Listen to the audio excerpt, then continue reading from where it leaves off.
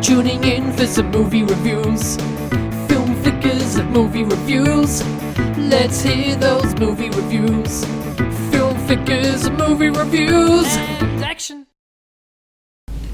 Hello Flickers, and today we are looking at Alien Resurrection, the last of the classic Alien films, starring Sigourney Weaver, Winona Ryder, Ron Perlman, and directed by Jean-Pierre Jeunet.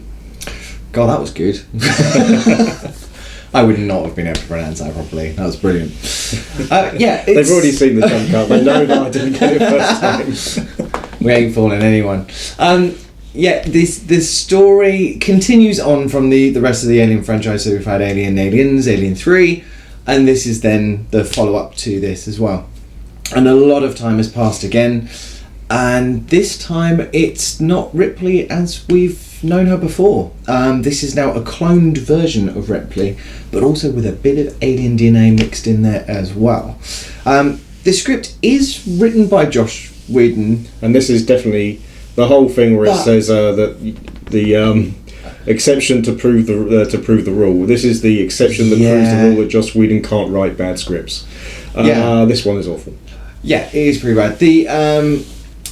There's a mercenary ship, a rag bag of sort of, I don't know, black market sort of. Yeah, I mean, mercenaries cover it quite well. So if you think of Serenity, and this is the wrong franchise. It's very close. The characters within the ship are very much based on the kind of crew of the Serenity. You can see they came from the same mindset. Definitely. Not as cool. No. Not as cool. Not as well written either, and certainly not as well acted. On occasion, Sigourney Weaver doesn't let us down, which is always good. Sigourney Weaver. Ron Perlman. Ron Perlman, I enjoy him so much. He's just so. I mean, Ron Perlman. I love Ron Perlman immensely, but he has got this ballistic method of acting where he literally just kind of fires his lines at the camera, and it's great, and it works here just as well because of the type of character he's playing. Yeah, I mean, he's a giant ape, really, isn't he? It is really. It's good for some of the talent that's in there. There are a few that kind of really stand out as. God, what's the word to use that would be polite? Kind of like if they thought they were ending up on a Saturday Night Live sketch show and this was going to be added in extra. Generally, there is a lot of this script which kind of feels like at the same time they were filming the spoof version of them, and then when it went to the editing desk, they accidentally cut the two films together. Because there are so many parts of this that just makes the whole thing seem ridiculous, and literally like somebody had just made the comedy version. I mean, there are a few moments where you don't know whether it's the script or the actors. Are they sticking to the script and it's that bad, or are they getting the actors to ad-lib a bit, which is present in most of the Alien series, where they do tend to sort of throw ad-libs in there and stuff. I'm not saying who my worst one is, but you'd know if you've watched our previous videos. That throws you out a little bit. And there were bits for you saying that they could have just cut it. There were certain lines that just didn't need to be said. They have a habit of they've got a really good line, and there are some really nice catchphrasey lines in here, but they've just got this habit of just the line going on a bit too long, so it ruins the effect of the line. Yeah, because there's quite a lot of that. There's one scene, because it does.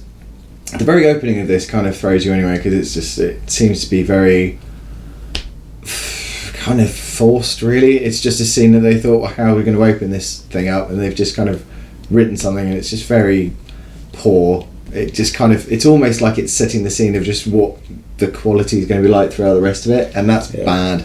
But there's the scene that kind of really picks it up is when we start getting rid of all the exposition and kind of, where we are and sort of playing around with the new Ripley character and stuff. Because we have all of that sort of exposition and stuff, and it comes up to this one moment, which is the discovery of her progress, of how they've got to this ideal clone and everything. There's a particular scene in that, a bit of a moment just at the end of that scene that really hits me, and always gives me a proper dry throat, and I just kind of I stop myself from crying, but it was always get that little tug just seeing that little scene. But it just shows the quality of acting from Sigourney Weaver of how that whole scene meant something, and I think there's only two scenes throughout the whole film that seem to just bond really well together. But that's my top one, which is the discovery of room 1 to 7. Yeah. I mean, there's some okay scenes in this. There are, but overall, as you probably worked out already, this is not a good film. I would just be blunt. Yeah, just be blunt. I would. I mean, I couldn't suggest it if you were buying these films separately. I would tell you just to skip this one altogether. Yeah, stop at 3. Stop at 3. I mean, 3's fine compared to this, especially after you've watched this one. 3 is basically Shakespeare. There are a lot of English actors in 3. So yeah, it's as close to Shakespeare as you can get. Effectively, you can just seriously don't bother this film.